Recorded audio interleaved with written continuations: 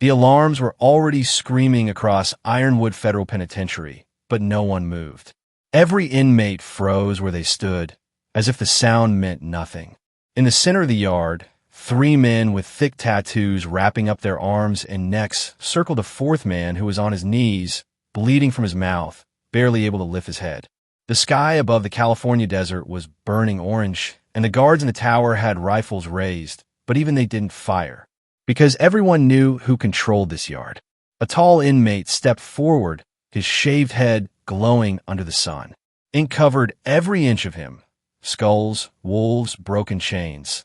The kind of tattoos that told a whole life story of fights, losses, and power. His name was Troy Vandal Kessler, and he was the man every inmate in the United States heard about at least once. He crouched in front of the bleeding man and whispered something that made the entire yard go silent. "Tell your people, Ironwood belongs to us now." Before the man could answer, a shadow moved at the far end of the yard. Another group of inmates, all wearing red bandanas tied tightly around their wrists, stepped forward like an army. Their leader, Marcus Redline Holloway, had a sharp jawline, a deep scar across his eyebrow, and tattoos of flames running up both forearms. He wasn't smiling. He wasn't blinking. He was staring straight at Troy. The yard split in half as inmates moved to the sides. 2 prison gangs, the Wolfpack Syndicate and the Red Line Nation, now faced each other head to head, both refusing to back down. And standing between them was the bleeding man on his knees, shaking, realizing he was the spark of a full-scale prison war about to explode in front of the gun towers. A single question hung in the air. Who was going to make the first move? And how many men were going to die today? Before anyone could breathe, the door of the east block slammed open, hard, and someone new stepped into the yard. The second the inmates saw him, the entire place changed. Faces tightened. Conversations stopped. Even Troy shifted his weight. This was the last person anyone wanted involved. And that's where this whole story truly began. Back to the beginning, how it all started. Troy Vandal Kessler didn't start out running one of the most feared prison gangs in America. When he first arrived at Ironwood in Southern California, he was just another inmate with a long backstory and tattoos that told people not to mess with him. He had landed a federal sentence after a violent robbery gone wrong in Arizona, and he carried a reputation from multiple state prisons. Still, Ironwood was different. Here, the gangs didn't just fight for survival. They fought for control of the kitchens, of the cells, of the trade, of the guards, of everything. Troy tried to keep his head down the first week, sticking to weights and staying quiet during chow. But trouble didn't care if he wanted peace. It found him on day 6, inside the laundry room. Marcus Redline Holloway, leader of the Red Line Nation, had already heard that a new heavy hitter was inside. Marcus was the kind of man who tested new arrivals, especially ones with tattoos that looked like they had stories behind them. He walked in with 2 of his men and blocked the doorway. "You're new," Marcus said, looking him up and down.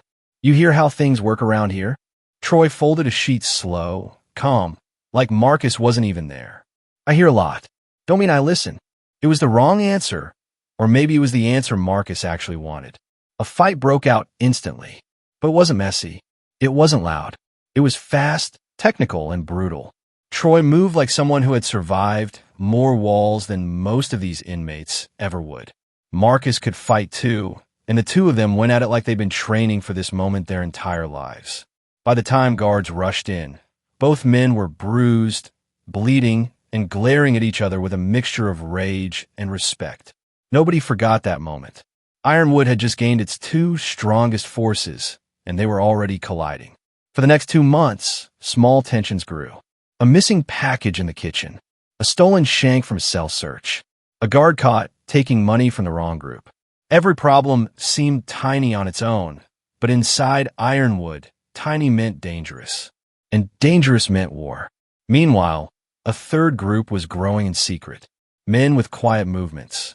Men who didn't brag, didn't fight in public, and didn't leave witnesses.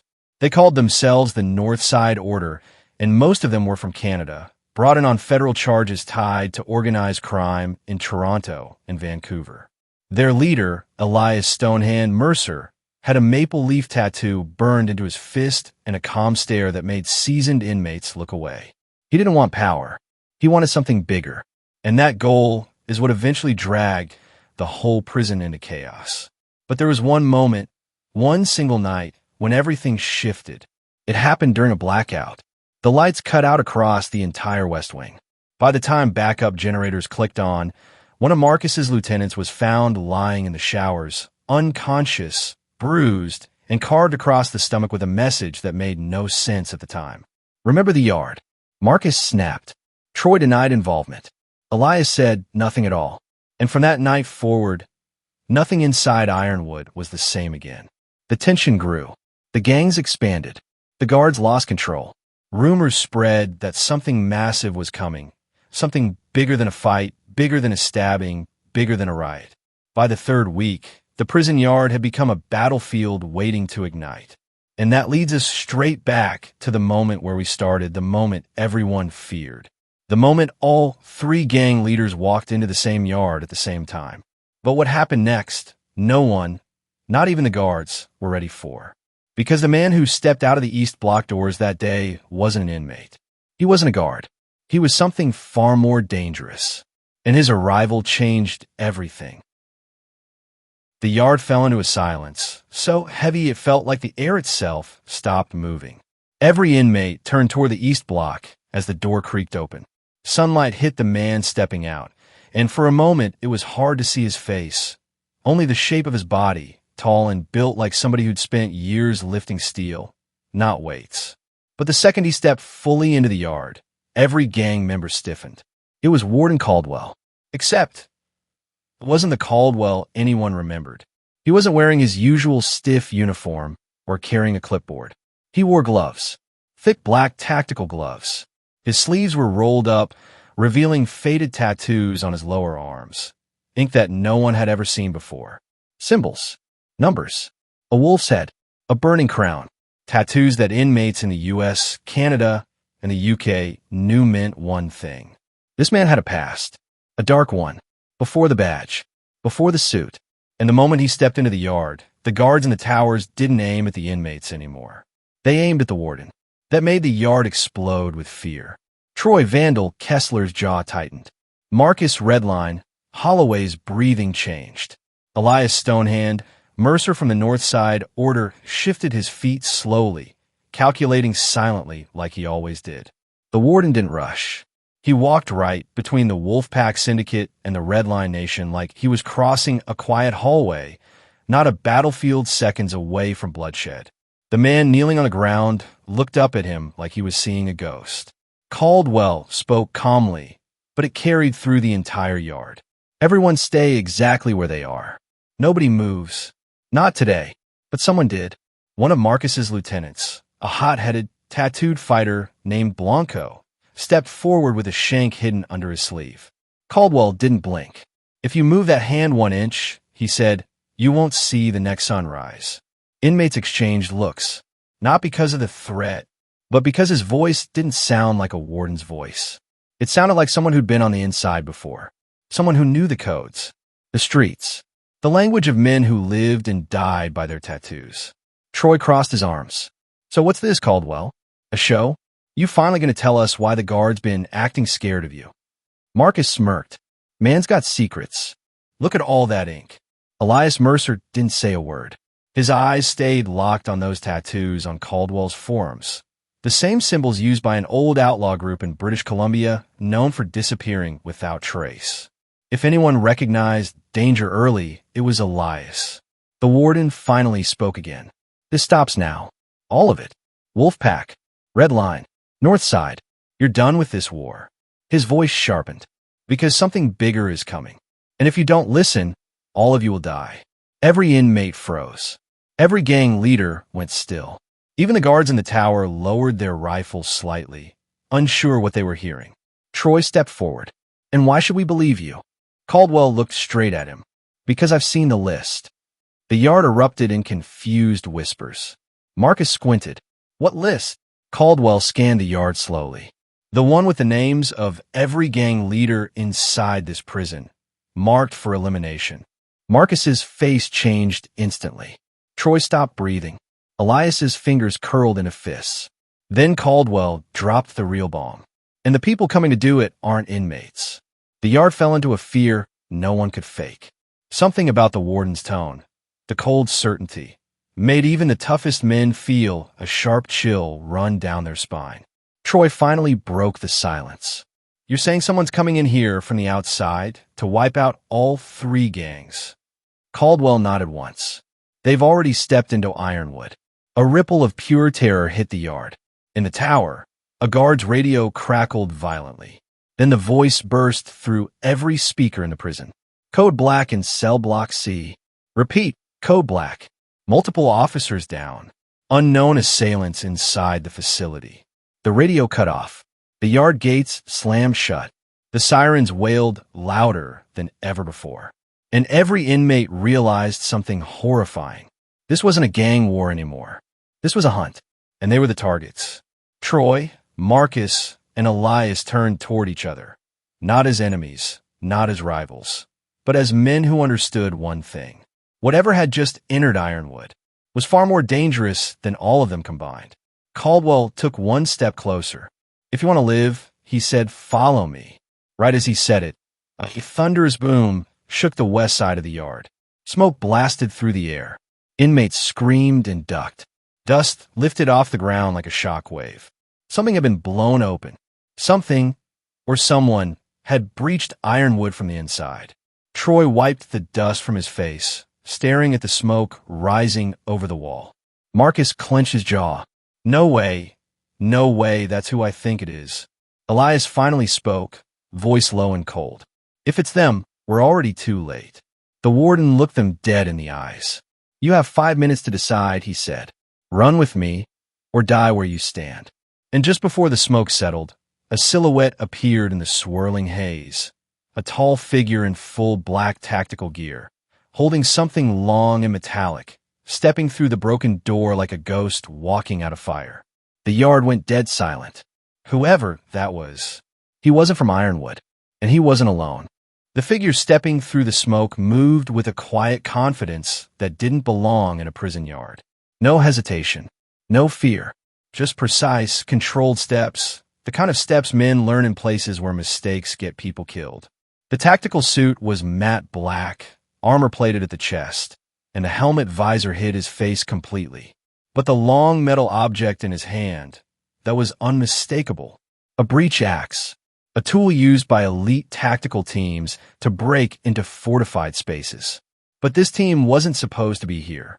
Behind him, more silhouettes emerged. 6, no, 8 of them, forming a half-circle near the blown-out door. Their gear didn't match U.S. Marshals, didn't match federal BOP teams, didn't match SWAT from any U.S., UK, or Canadian unit. This was different, too clean, too advanced. Their gear had no badges, no insignias, nothing identifiable. Troy Vandal, Kessler felt something he hadn't felt in years. Fear. Real fear. Marcus swallowed hard. Tell me I'm not seeing what I think I'm seeing. Elias spoke quietly. They're wearing blackout rigs. That's military grade. Not American. Not British. Not Canadian. This is something else. The inmates across the yard slowly backed away. Even the toughest men in Ironwood, men who had stabbed, fought, and survived more than most, suddenly felt like children standing in the dark. The warden clenched his jaw. They weren't supposed to arrive this early. Troy snapped toward him. You knew this was happening. Caldwell didn't deny it. I tried to stop them. I failed. Marcus's voice shook with anger. So who the hell are they? Caldwell turned to face Troy, Marcus, and Elias. They're called the Ghost Unit. A shock rippled across the yard. Troy frowned. That's a myth. A rumor. A story guys tell when they're half asleep. Caldwell nodded slowly. That's what they want you to think. Elias's eyes narrowed. What's their mission? The warden took a breath, the kind of breath people take when telling a truth that might get them killed. To erase every high-ranking gang leader in the federal system, starting with Ironwood. Troy stepped back, tattoos flexing across his arms. You're telling me somebody outside the government greenlit this? Caldwell looked away. Not someone. A lot of someones. Marcus spit on the dirt. I ain't dying for some hidden agenda. We gotta move. But before anyone could run, the lead ghost lifted a hand.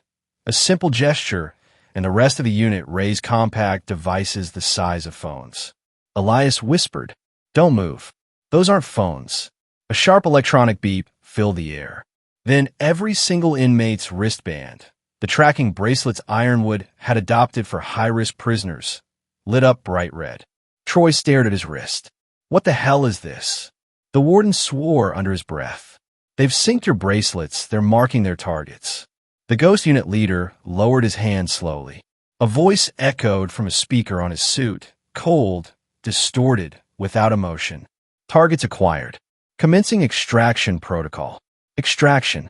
But nobody was being extracted. This was a kill order.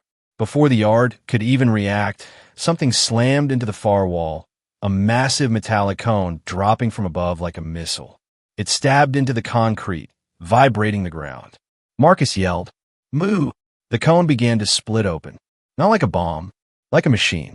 Panels slid apart, releasing a cloud of smoke that drifted low across the dirt. The wind carried it toward the inmates, and anyone who breathed it in stumbled back, coughing violently. Their vision blurred. Knees buckled. Troy covered his mouth with his shirt. "Gas! Find air!" Elias yanked him toward the gym entrance. "They're isolating us." Marcus grabbed his lieutenant by the collar and dragged him through the haze. "No one drop. Keep moving." The warden shouted behind them. "South hallway. Go!" But as they sprinted through the smoke, something caught Troy's arm, a firm, gloved grip. He spun. One of the ghost unit members had him. The man's visor reflected Troy's terrified face back at him. Troy threw a punch out of pure instinct, and his fist hit armor harder than steel. Pain shot up his arm, but adrenaline took over.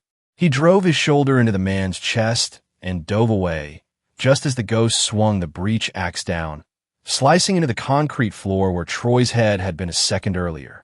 Marcus grabbed Troy's shirt and dragged him upright. "Come on, man. Move."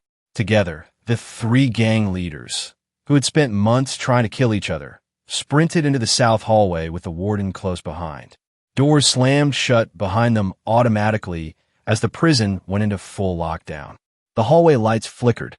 Sirens screamed. Somewhere above them, boots pounded across metal walkways, not inmates. Ghosts.